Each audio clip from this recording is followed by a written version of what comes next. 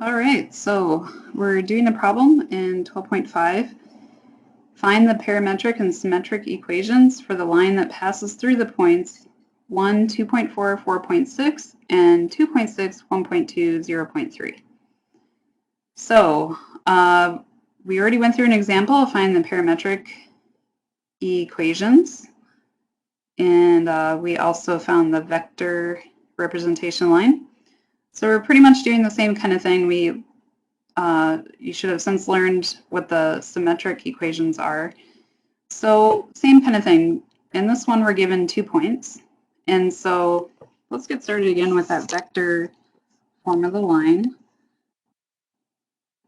So that's r, or I should say vector r equals vector r sub naught plus t times vector v.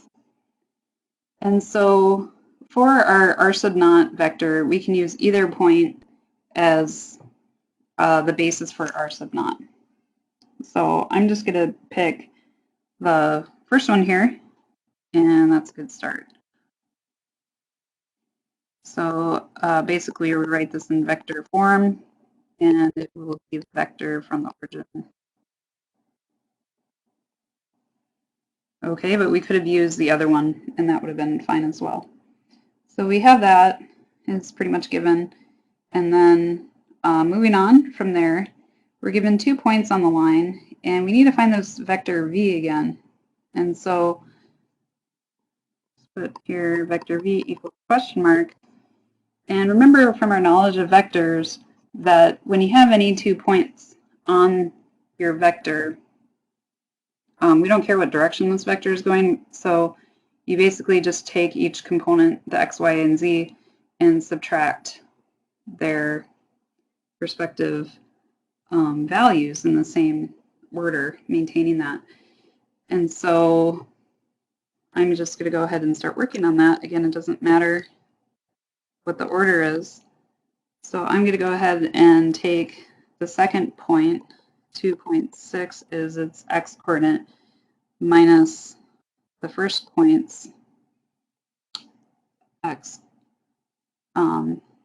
coordinate. And so moving on from there, again, the order matters. We have to be consistent with that. So because I had 2.6 going first for the x component, then I need to have that second point come first in my subtraction action all the way down the line here.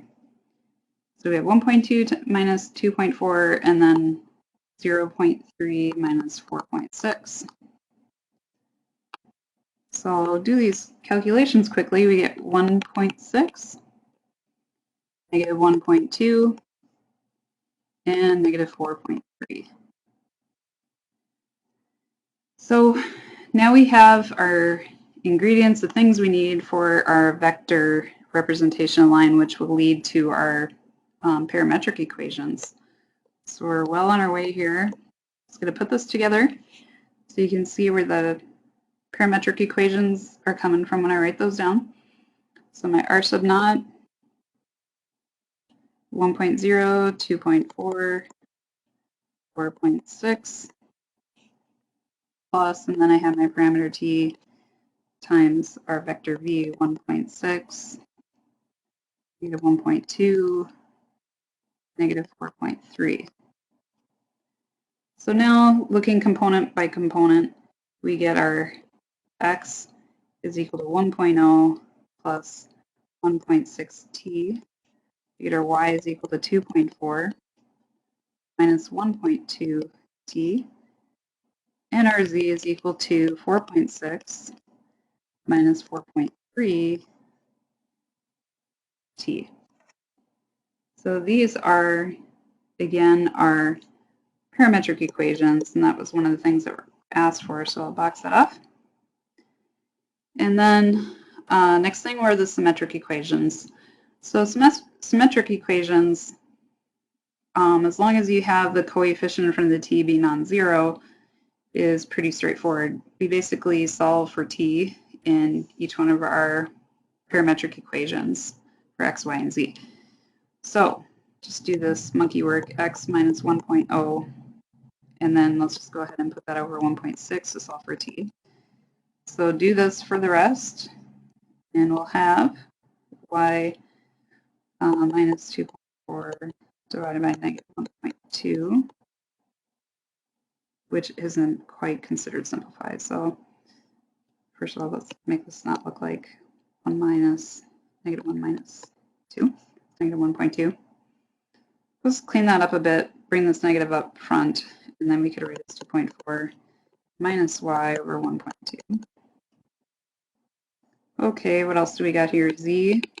I'm going to have to do some cleanup work with this one as well. Minus 4.6 divided by negative 4.3 to solve for t. Bring that negative up, distribute, and we'll have 4.6 minus z over 4.3 equal to t. So we're going to set these equal now, and we are done.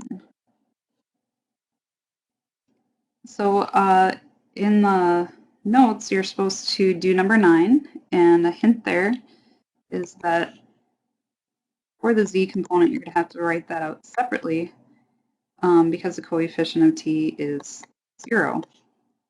And so what that would mean is, again, it's not for this problem, but just kind of speaking to that, you would still do the same thing we did in this one, and with what the hint says, x and y will be regular like this, and then comma, and you just write z equals whatever here if you're not able to solve for t without having division by 0 or whatever it means you can't. Any equation solving for t, that's legit. So anyway, speaking to that there, but for this one we have a